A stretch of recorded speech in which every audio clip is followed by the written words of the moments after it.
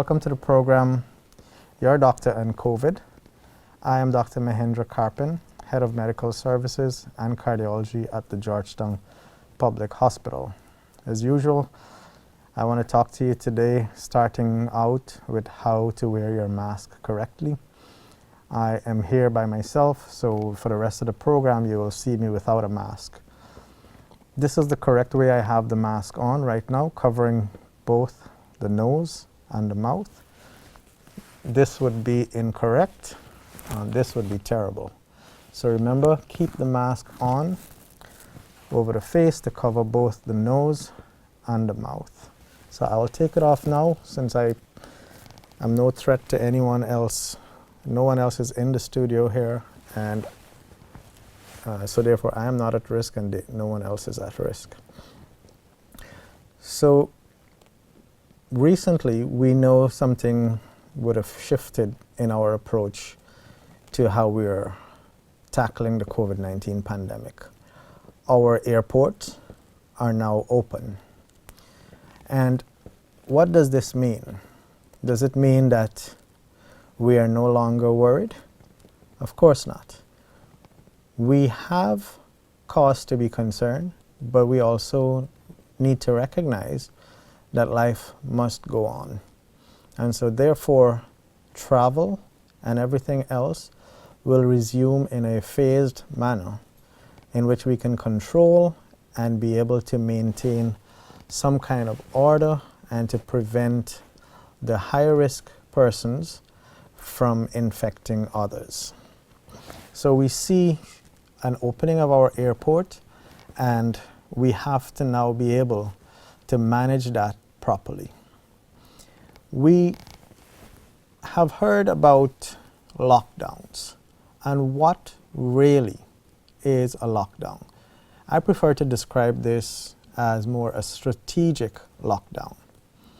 And for today, we will look at what is a strategic lockdown, how do we actually achieve it, why do we do it, and of course we would have to examine the consequences of strategic lockdowns. So the definitions are quite simple and straightforward to understand. A lockdown, or more a strategic lockdown, is an emergency, in this case a public health emergency measure that requires citizens to stay at home except for essential purposes. Now, I've always had my doubts about what is essential and what is not essential. And, you know, as we live in a society, every single member has a role to play. And in fact, you can all be considered as essential members of society. The doctor cannot go to work to see patients, for example, if there's no transportation to go. So the minibus driver or the mechanic that keeps the doctor's vehicle or transport the doctor to work is just as important. The nurses cannot take care of patients, they cannot get to work unless there's transportation as well.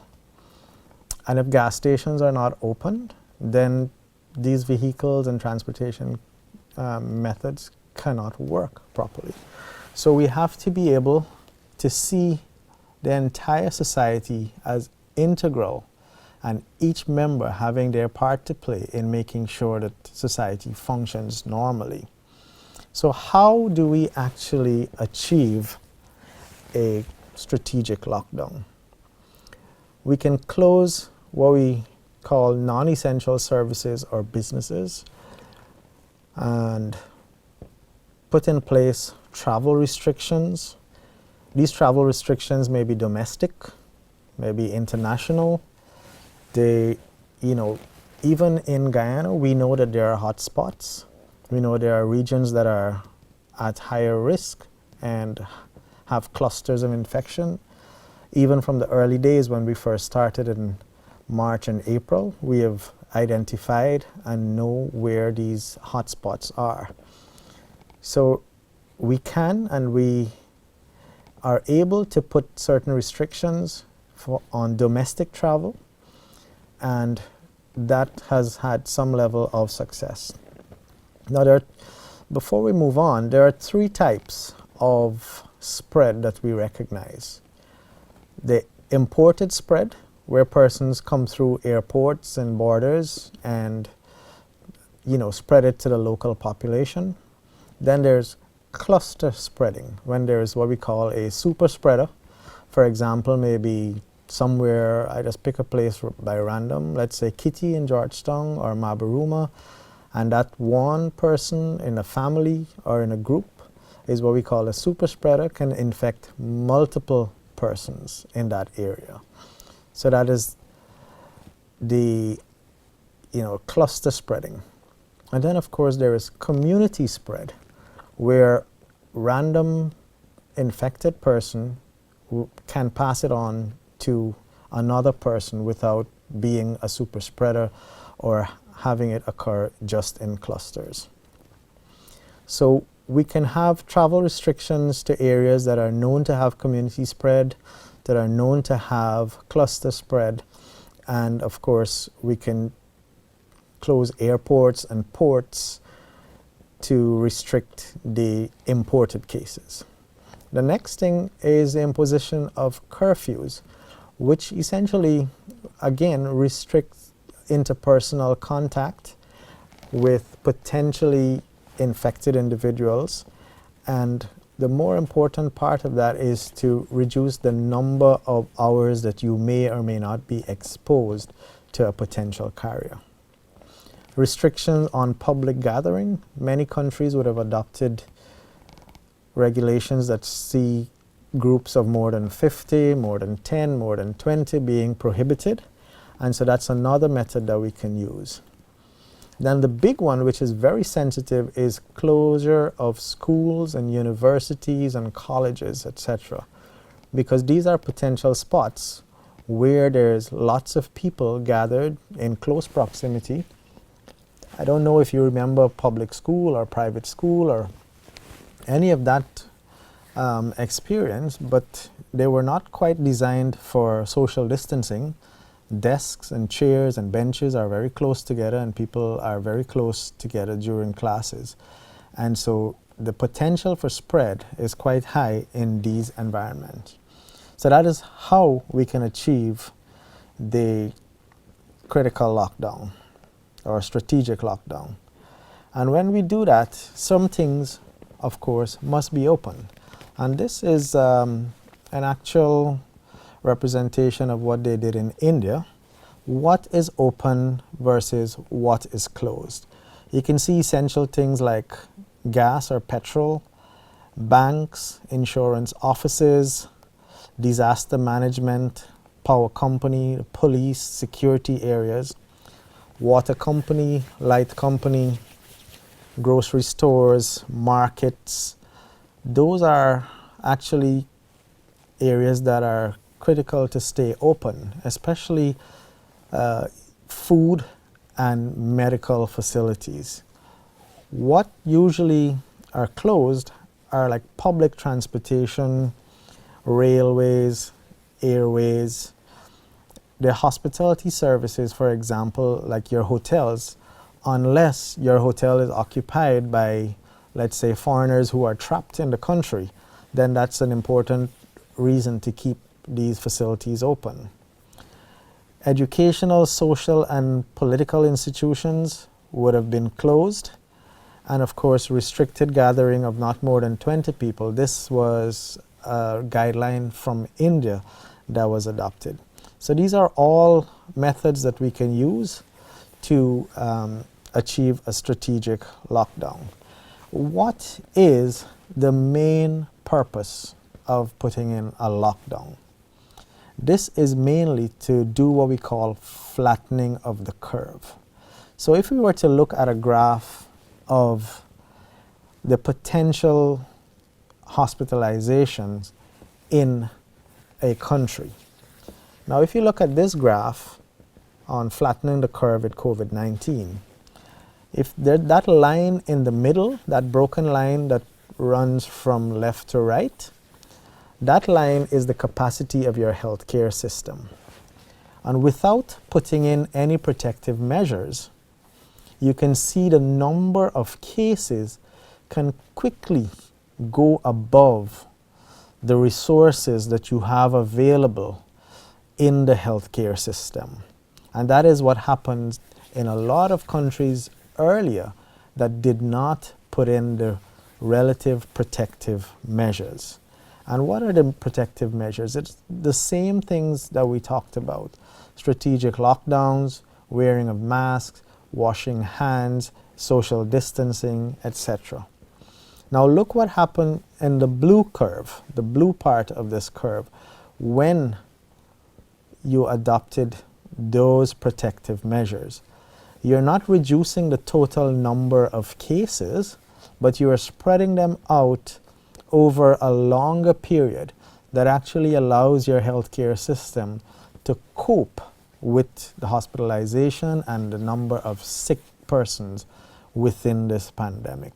So it is very important to actually take and continue to take these protective measures to allow the healthcare system to actually function in a useful way.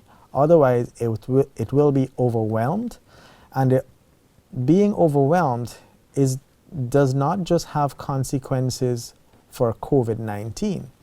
But you imagine if the hospital beds are full, then what happens to your heart attack patients? What happened to the stroke patients? What happened to the very high blood pressure patient? What happened to the person with malaria? What happened to every other disease condition?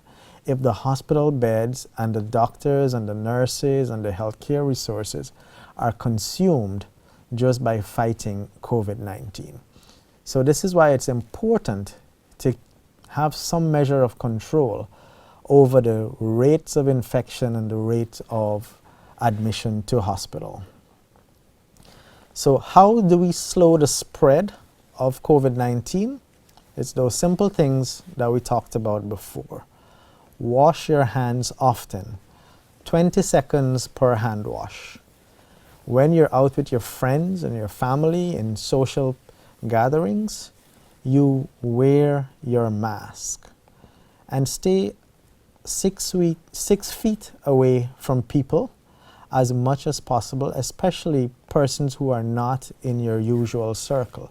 So if you go out in public and if you're going to be, going back to work, etc., if you do not have to be close to people, maintain that distance of 6 feet apart.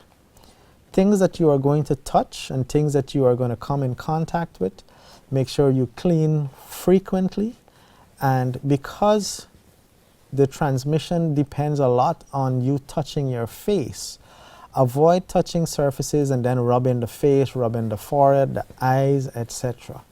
And if you have to sneeze or cough, make sure you do so in a tissue, which is then thrown away, or do so in your sleeve at the elbow, and wash your hands after. And of course, if you are feeling sick, these are fever, cough, shortness of breath, make sure that you stay at home and let those who should know, let them know about this, that you are staying home. So this is all, decent advice on how to slow the spread or how to achieve a strategic lockdown and flattening the curve. Now, what happened to the other disease conditions so far? And I want to show you the experience in the United States that was shared with me by a colleague in Michigan. And we look at something called excess mortality. The excess mortality in this case has demonstrated that staying home can also have a very bad effect by choosing which lives are saved. In the period so far of COVID-19, there has been a 33% excess deaths in the US from causes other than COVID-19. The leading cause of non-COVID excess mortality is heart disease. And these are usually preventable if patients can get to hospital in a timely manner. Meanwhile, 82,000 COVID-19 deaths are from long-term care facilities in the U.S. 33 million have been forced into poverty. There's a 300% increase in suicide ideation. That's people thinking about committing suicide. And childhood malnutrition and hunger is up by 200 to 300%. So there's real consequences to every action that we take, and one must be able to find the right balance in choosing what to do. So I hope I would have explained to you in a way that you understand two main concepts, that is the strategic lockdown and flattening the curve, how to do it, why we do it, and the consequences of doing it. Thank you for listening, and thank you for watching.